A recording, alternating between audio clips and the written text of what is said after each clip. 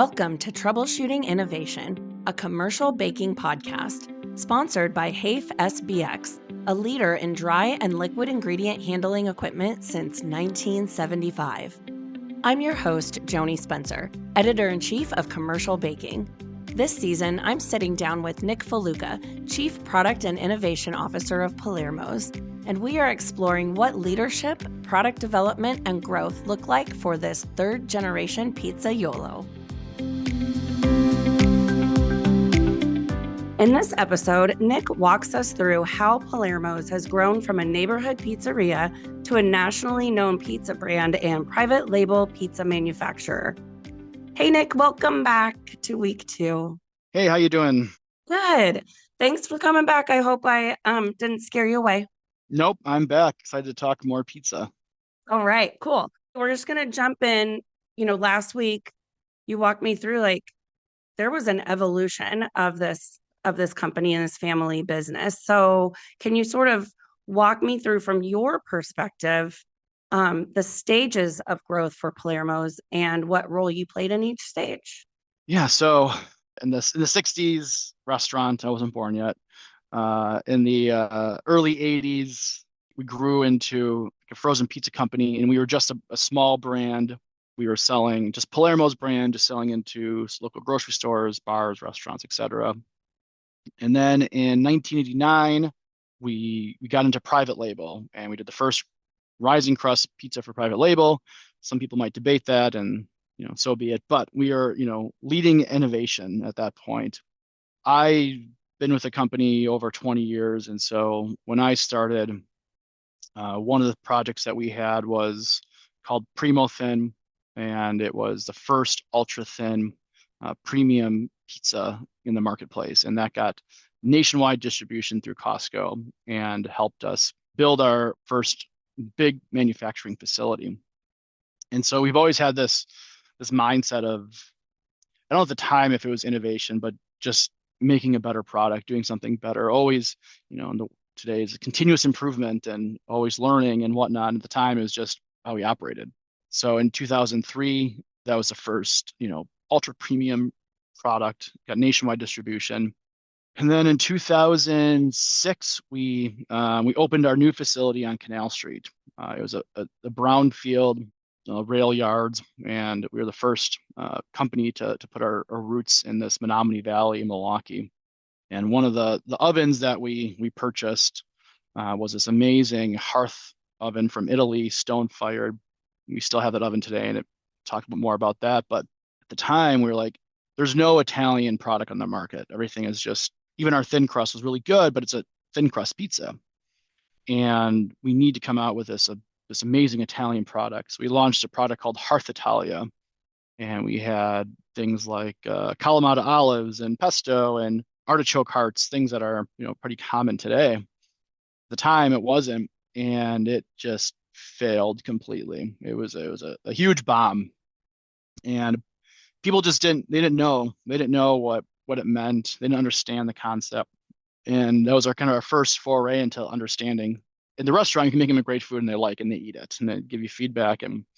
But in the world of retail, there's so many choices to pick from, and it's a very competitive market of all the different types of product. And at the time, people just weren't ready for a ultra premium Italian pizza that was pretty closely related to somewhat like a Neapolitan pizza. A movie that I love is called The Big Night with Stanley Tucci, and him and his brother, Primo and Secondo, Italian immigrants. They open this Italian restaurant, and they've got all the traditional foods, and it's just amazing, but nobody shows up. And down the street, you have this, and I think it's set in the 1950s. You have this other Italian restaurant that's just making your, spaghetti and meatballs and, not traditional Italian food, but they're so busy, and these brothers, they can't understand why is nobody coming to our truly authentic Italian restaurant. And the great line is that you have to serve the customers what they want first, then you can serve them what you want. And it's interesting because you have to educate your consumer about, even just your brand of you need to trust this brand to try something new. We don't always listen to that because we think that our product is better than, what the consumer mindset is. that was 2006, and we were at that time really big in private label. We had some quite large accounts, and that helped us continue to grow our business. And our Primo Thin brand was doing really well. Then in 2013, 14, we saw what craft beer was doing to the big brewing industry, and it was just taking the share. Yeah. And we're like, we should do the same for pizza. So we had this big project to figure out how do we bring this craft style pizza to the marketplace. We have to make the best crust, the best toppings, and it can't be, just what are the frozen toppings, but what are restaurant toppings? What are they using? One of my favorites is that we love Belgioso cheese, and we still use some of their cheese today, but it was a retail fresh mozzarella puck in a mat packed, and there was like I think like 7 pieces of fresh mozzarella in a pack. Well, the end 2 pieces were just the little ends on a oval shape. And in manufacturing, you want everything to be the same. Right. And so they were probably, 30% of the weight of the middle slices. And so, we had to open up these small mat packages and hand apply them on our pizza. And you had these 2 end pieces. So you could either, over apply by 30% or under apply. And so obviously you can't under declare. So we have to, Right. we're overusing this fresh mozzarella by like 30%. And, fresh mozzarella it's not cheap. But what that forced us to do in operations was say, all right, how do we have a manufacturer come in and make a custom, fresh mozzarella log that we can make online? And so, Screamin' Sicilian really took us to that next level. And it's now our biggest brand as a company, and it's sold in almost every retailer across the country. So that was our big thing. And then we came out with Urban Pie, which was a similar concept, but more upscale flavors. At the time, people were saying, they wanted these unique toppings, unique flavors, and that product is still very strong today in the natural channel. Then we kind of went back to innovating to innovate. So we launched some unique items before COVID. We launched, and so back to my role, around the time of Screamin' Sicilian is where I had oversaw marketing and R&D at that time. So my team developed and launched that Screamin' Sicilian product, and so that was a pretty fun product. And even just the name of it, we're like, what do we call this unique product? And like, well, my grandfather, his Papa, we call it Papas, and we're like, well, we can't call it Palermos because, you don't call the top Chevy a Cadillac, you call a Cadillac a Cadillac, even though they're both GM. So we knew we couldn't call it Palermos. Said, what are we going to call it? Well, there's a story where my grandpa used to fall asleep on his donkey, and it would come into town, and like, what if we call it the Wandering Donkey Pizza Company? Like, that's kind of fun, but I don't know. And then we're like, okay, well, he's always screaming, but he's like, I'm not screaming, I'm just talking. That's just the way I talk. Like, that's it, Screamin' Sicilian. That's how we came up with the name Screamin' Sicilian. I love that. And I have to say, I can identify with, I'm not yelling, I'm just talking because I'm really loud too.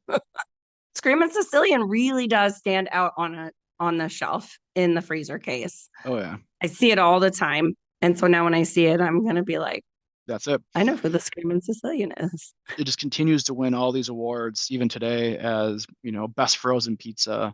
And we have numerous awards, whether it's Thrill List or Eat This Not That or Yahoo or MSN, like top frozen pizzas, and Screamin' Sicilian's always at the top of that list. So it's been really exciting having that brand be impactful for us. And Yeah. what that does, it helps us understand the consumer insight. So now we're not only in with major retailers for private label, but also for our brand. And so we really get to understand how the buyers are thinking from a private brand perspective, but also from a branded perspective of like, what are the needs of that retailer? And it's very different by a different retailer, and depending on what buyer you have at what moment, it always changes. But we get to learn that perspective, which has been incredibly impactful for us. Yeah. Okay. So I'm going to say this out loud just so hopefully I don't forget. But when we get into like expanding the brand and the product development, Yeah. I'm going to add a question because I would love to talk about like call back on you got to give consumers what they want and then you can give them what you want. But when you have buyers, Hmm. that sort of changes that Yeah. dynamic when you got to figure out what buyers want. So I don't want to forget, I don't want to derail this conversation, but I want to go back to that and talk about the buyer dynamic too. Okay. Yeah. Great. So then, just kind of getting it, in the COVID, we had some really unique products that we developed. We had a partnership with Kugels. We put beer in our crust. We partnered with Johnsonville to have brats and sausages on our pizza. We had a hemp seed pizza for urban pie. We had a broccoli cheddar crust for urban pie. We had a sweet potato crust, a cauliflower crust, and we had all these really unique product lines. But then you got into COVID, and at first there was a big spike of these unique products, but then also, our demand just shot up in COVID. And after that first kind of wave of people eating all random things, like, I just want a great pepperoni pizza. I'm so burnt out. I just want something I know is going to be great, and I'm not willing to try something new. And so we went back to the basics of saying, all right, our screaming thin crust and our screaming traditional crust, those just really shot off because people just wanted really, really good versions of something they know. Yeah. They don't want a duck fat burger. They just want a really good regular, burger with butter burger or something. So what we kind of looked at our mindset is like, what are better ways to do familiar? And what are things that people know and are excited about? And so what that's brought us to today is looking at regional and international crust types. We can be very innovative and create something that no one's ever heard of. But what's better for the consumer is a better version of something they already know. So whether it's a Detroit style pizza or a tavern style pizza or a stuffed crust pizza or a New York style or a, Roman style flatbread, which our, new facility is based off of this type of product. And so that's what we're finding the industry is looking for, not just now in brand, but private brand, but also in the food service world, is just high end, thoughtfully crafted products that are as good or better than anything you can get at a restaurant. And so cross platforms is really where we've done a lot of that focus because, at the end of the day, people are buying pepperoni, multi-meat, supreme, and cheese. Like those are the top four varieties across the country. And whether it's a chicken bacon ranch or a barbecue chicken or you name that other fun variety, it's a niche and there's a place to play in that niche. But, when it comes to that new platform, our focus is on these really great crusts. Okay. You mentioned the new facility. So with this evolution and this like wave of innovation that is constant for you all, you have 3 plants now. Is that right? We do, yeah. So we've got our main facility has 4 topping lines and 3 bakeries, and our facility in Jefferson has 2 topping lines, and then our facility here in West Milwaukee is a bakery. This season of Troubleshooting Innovation is sponsored by HAFE SBX. Since 1975, HAFE SBX has been designing and delivering complete dry and liquid ingredient automation systems for food manufacturers. From bulk ingredient storage, conveying and batching, to liquid handling, dosing, and process automation, HAFE SBX supports bakeries looking to improve consistency, efficiency, and scalability. Learn more about how HAFE SBX can partner with you and your team in developing a custom solution as part of your next bakery project. Learn more at www.hsbx.com.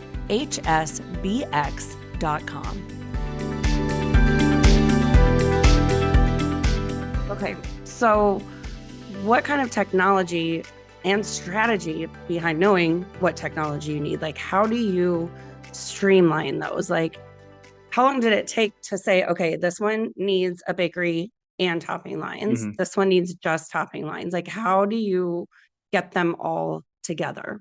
It's a combination of customer need, so that's the retailer need at the time and industry need. So at our main facility in the Menominee Valley, Obviously, pizza topping is something that is what we do.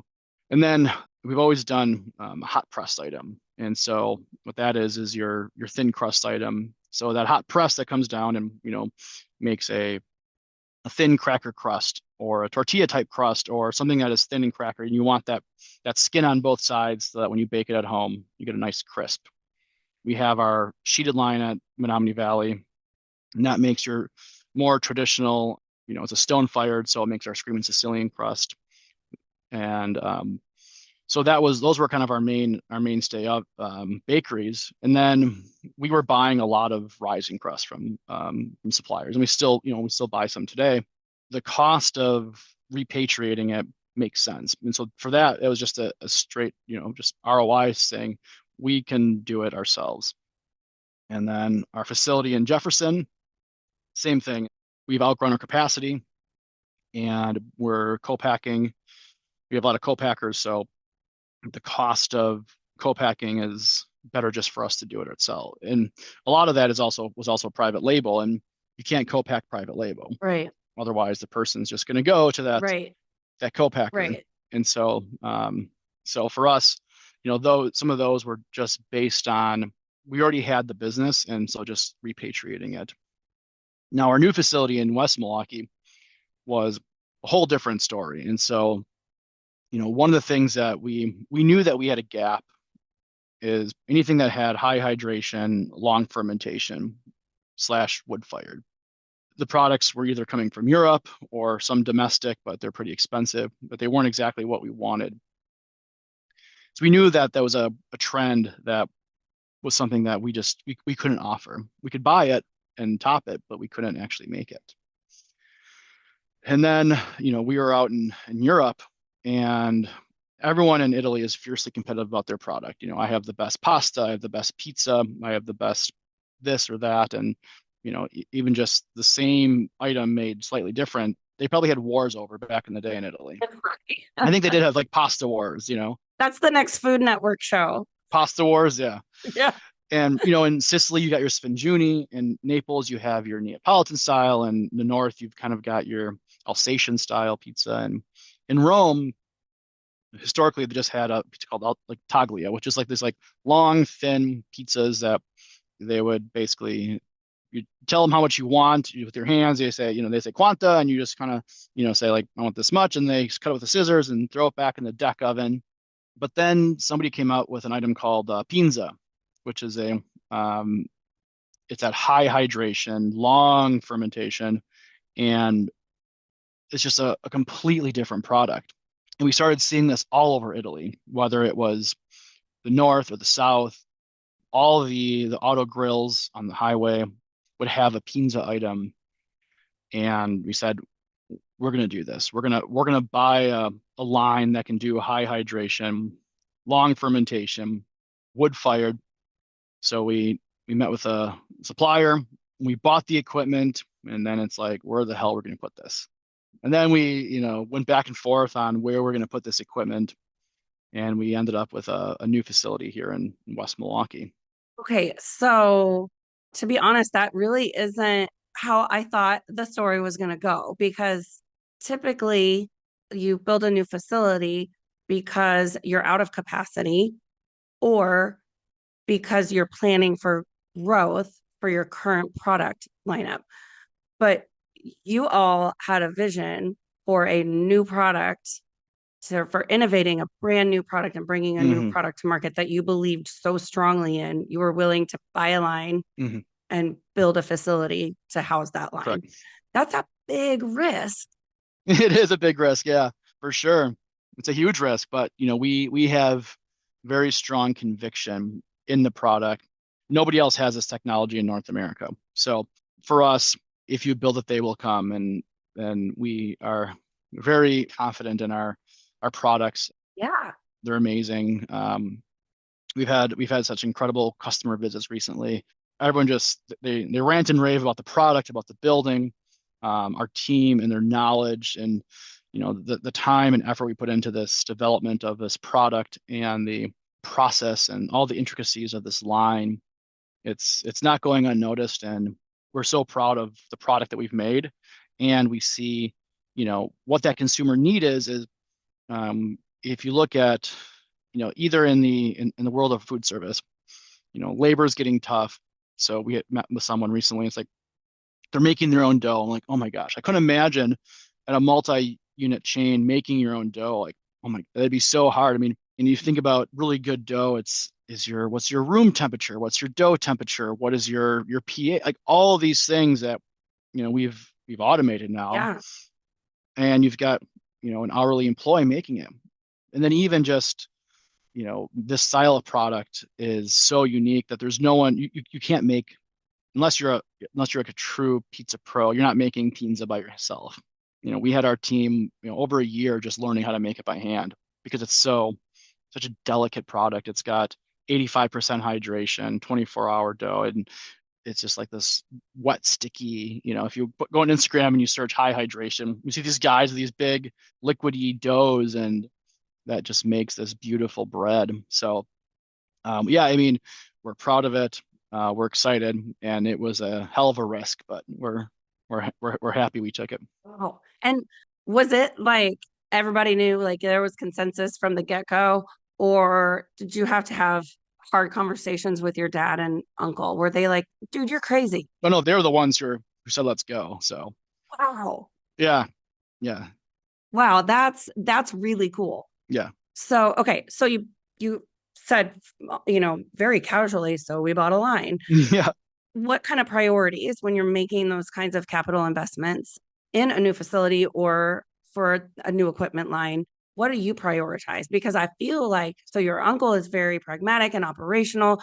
He probably has different Hmm. priorities or things that he's thinking about than you do when you're like thinking about how to make the product and really innovating on the product. So, like, what do those conversations look like when you're making those investments? I mean, priorities are filling up the line, Mm-hmm. but filling it up with, at a margin we want to make. So we're not gonna give away this product because it's the only one in North America. And so what my priorities are, it's a combination of lots of things. It's finding the right customers for this line, and then making sure the product is perfect. And by perfect, it's whatever perfection needs for the end consumer. And so, perfection at retail means that it is, within your weight tolerance, and it fits into your retail carton. For food service, it's that your case weight is spot on, and it meets the needs of that operator. And then from a taste and a texture and a consistency, that if you buy a crust from us today or 6 months from now, it's the exact same crust, and there's no fluctuation in height, width, all the things that are needed. But then also, because of the nature of this product, it's very complex, and if you're off on any of your things up front in your mixing, your product won't eat well. It might be too tough, or it might be floppy. Like, there's all these things that really start with that initial mix and the temperatures of that mix, and making sure that your pH is right, your temperature and your ingredients are spot on. And then, as you go through this 24-hour dough process, every setting is spot on so that end product is perfect. And we have some stock items that we've made, but then, everybody wants a custom item. And so it's working with the Mm-hmm. the development team, the sales team, and the operations team here to say, this is what we're showing to XYZ customer. And what's really what's fun is that it's all different. People want different salt levels or different heights and weight. So what's exciting also is that this is not just the pizza line that makes Roman style pizza.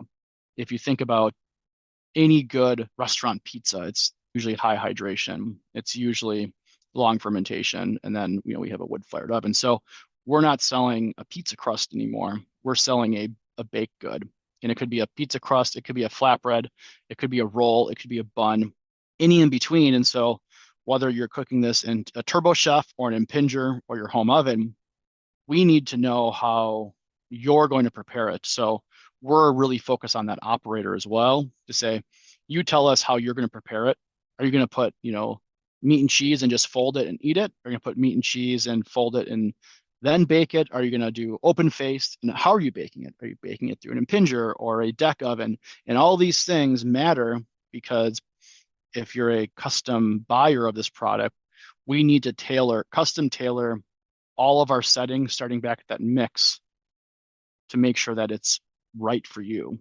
So then how complicated is it to incorporate all of that into like a streamlined production schedule where sometimes the facilities are working with each other and sometimes they're independent of one another? Yeah, I mean, scheduling is probably, one of the toughest jobs, and I'm glad I don't have that.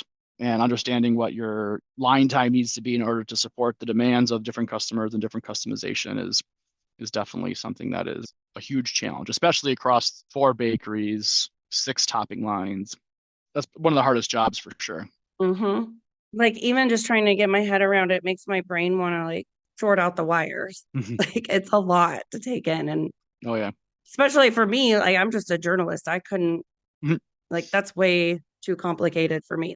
But like you said, you have certain people who are very skilled in those areas. So when you look at like your people and your team, because I do know from what I have read about you, you constantly reference the people and the team. How does teamwork and corporate culture, how does that impact innovation that leads to growth? Yeah, I mean, it's a combination of I would say organized chaos because you look at like a craft, structure, someone that has like this, like just such this detailed process of this is exactly how you have to evaluate and test. And, it's arduous and the development time, it takes forever. And for us, that's not acceptable. We have a customer come out and we'll work with them and we'll do trial runs ahead of time.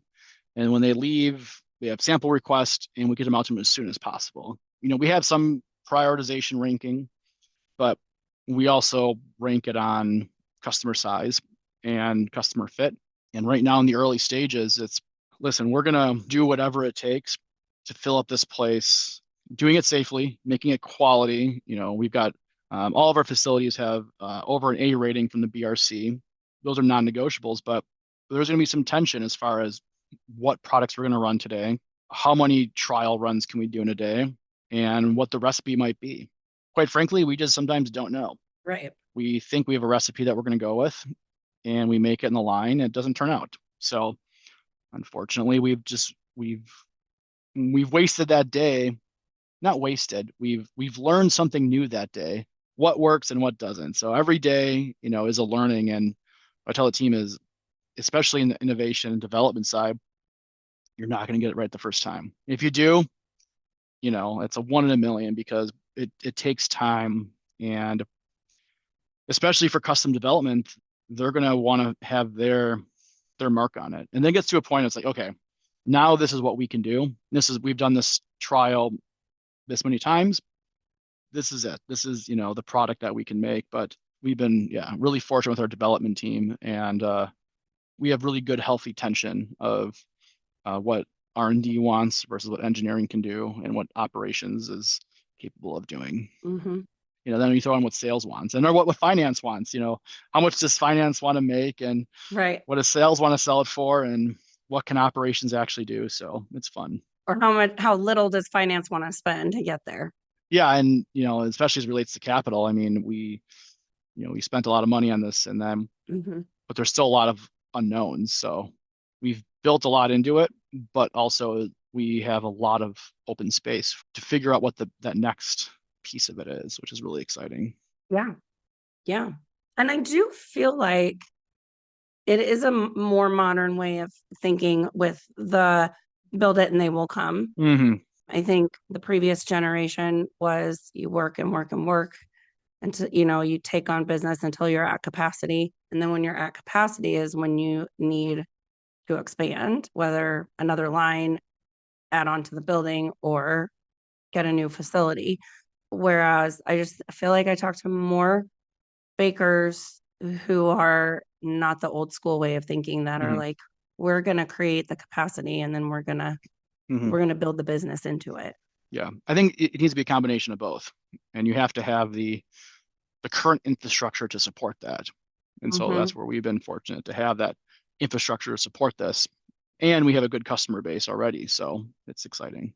So, okay, this was a really detailed timeline of the evolution of this company. And if we think back to last week's conversation about what Papa Palermo started, do you think he could have predicted where the company would be today? How do you think he would react to everything that you're doing? I think he would be extremely proud of the product we've made, of the team we have, and the scale of what the business became. That's so cool. Yeah, I think so too. I mean, he sounded like he was very entrepreneurial, and just with that first frozen pizza product that he started was someone just challenging him to make something better than Stouffer's, and he didn't sound like he didn't balk at that challenge. Yeah. That was what put you on the path to what you're doing today. Do you think you have a little bit of your grandfather in you? For sure. He had definitely a passion. He had this vision of what's right and a vision of how to do things. And he wasn't going to stop until this vision was executed. And I feel like that's kind of what I have. Strong convictions. Conviction, yes. Okay. Well, those are all the questions for this week, Nick. What an interesting conversation. And there's one thing that I am going to take into my daily life and my business, and that is if something goes wrong, it's not time wasted or a wasted day. It's you learned something. Exactly. And I think that's really valuable for innovation. Always, yeah. Okay, next week we're going to talk a little bit more about product development, but really get into the artistry of it all while producing at scale. So I can't wait for that one. So thank you for this week, and I will talk to you next week. All right, take care. Talk to you soon. Thank you for listening to Troubleshooting Innovation, and a special thanks to our sponsor, HAFE SBX, a leader in dry and liquid ingredient handling equipment since 1975. HAFE SBX brings the industry's leading technology to the customer. Learn more at www.hsbx.com. Troubleshooting Innovation is an award-winning podcast from Commercial Baking. It's hosted by me, Joanie Spencer, Editor-in-Chief of Commercial Baking, and produced by Jordan Winter, Avant Food Media's Creative Director.